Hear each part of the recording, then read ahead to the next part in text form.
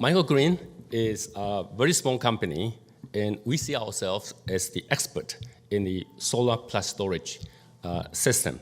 And we focus on one thing, that is we combine the value of solar plus storage.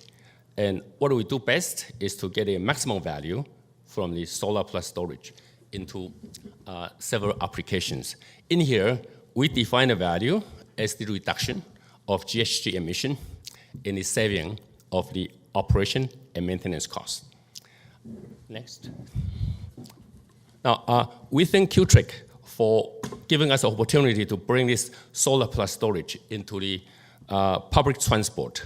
In fact, we had previously deployed such system in the vehicle application, that is in a recreational vehicle.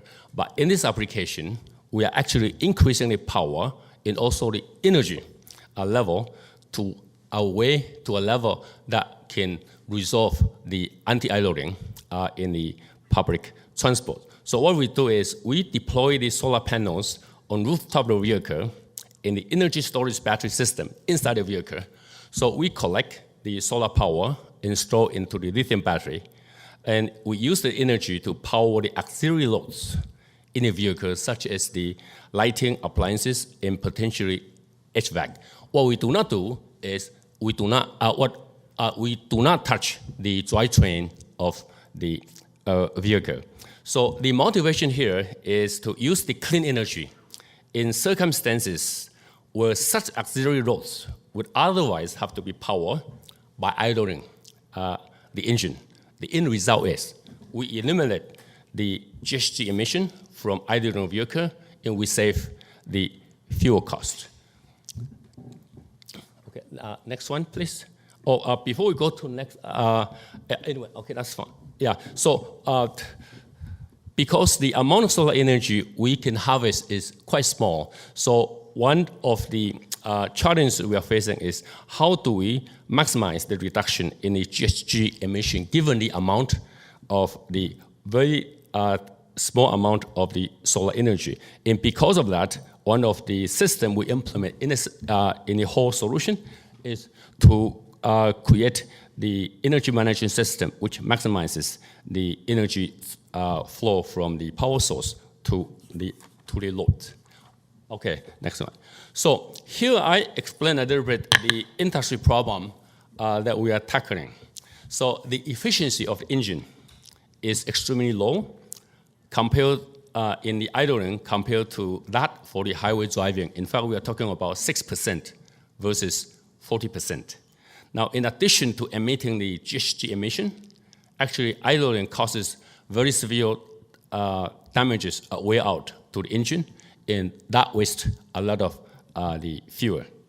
Now, transport accounts for 34% of the GHG emission in the Greater Toronto Hamilton area, where that level globally is only 14%. So in this study, in this project, we are working with University of Toronto, University of Waterloo, and Centennial. So because we have the academic collaboration, so we have gone through very elaborate modeling study on the emission from transit buses. And we took the weather condition in New York and that in Toronto. So our result demonstrates that a 20 kilowatt hour energy system would result in a fuel saving of over $5,000 per year, and that would reduce the GHG emission by 4.7 tons per year. If we are able to increase the energy capacity to 60 kilowatt hour, we will then deliver a fuel saving of $13,000 in a year and reduce the GHG emission by 11 tons per year. Now, in all of the solution that Microgreen has developed in general, not just in this particular case, we always take the rule of thumb that the financial payback for the customer would have to be under 5 years. So in this particular case, we are able to meet a target. And given that the lifetime of the lithium battery is at least 10 years, so it should be a very good investment for the transit agencies. Next, please. Oh, okay, so in this busy slide, I just basically want to draw you to 2 points. First point is that in our investigation, we found that the energy density, the energy capacity we can put into any transit vehicle will be at least 2 to 4 times better than the lead-acid battery that is currently being used in the transit agencies. Second point I'd like to draw your attention is that in our system configuration, we also incorporate option of actually charging the battery by the alternator in the vehicle. So when a vehicle is on the road and the battery runs out in the middle of the road, in that case, we will trigger the alternator to charge the vehicle so the system will be available all the time. Next, please.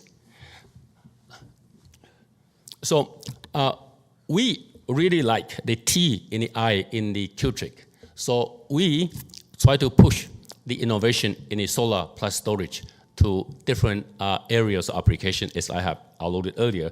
One particular application we would like to tackle, which is more related to this audience, is that we would like to work on the integration of solar plus storage in 2 applications. First application of the 2 is that we like to combine that with the EV charging, and the benefit is to reduce the demand of the charging stations on the grid. So in this application, we are moving up actually energy capacity from a few tens of kilowatt hour to even half megawatt hour or even greater. Next, please.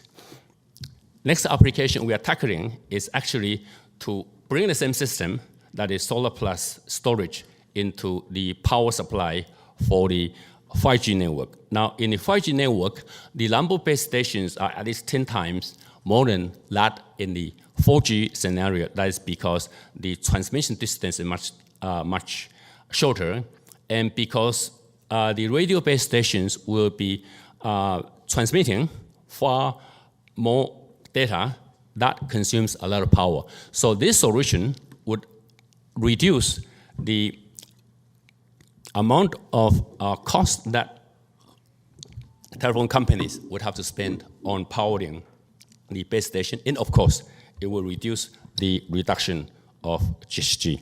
Next, please. So we are a small company. We do not manufacture batteries.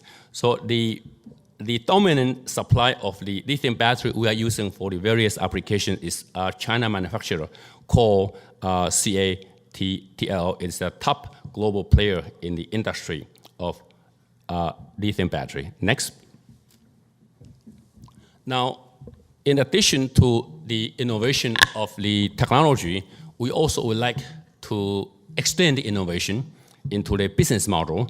And our innovation is to cross into the lease model or the build, operate, transfer model to allow the transit agencies or other customers to be able to launch the electric application without the huge upfront cost. Now, the difference between the 2 is that in the lease model, it's a very simple, clean cut for the customer. In the other model, it involves the transfer of the ownership to the customer at one point. Okay. Next. So we can see that the solar plus storage is actually becoming a very, very current topic. Next. So I then summarize my presentation. We again thank you, Trick, for funding the project, which allow us to take the solar plus storage into large-scale vehicles like transit vehicles. And we innovate in 3 aspects. That is, we find the best way to find a reduction of GHG emission. We innovate because we use the lightweight, compact, high energy density solution, which are essential for the mobility application. Thank you.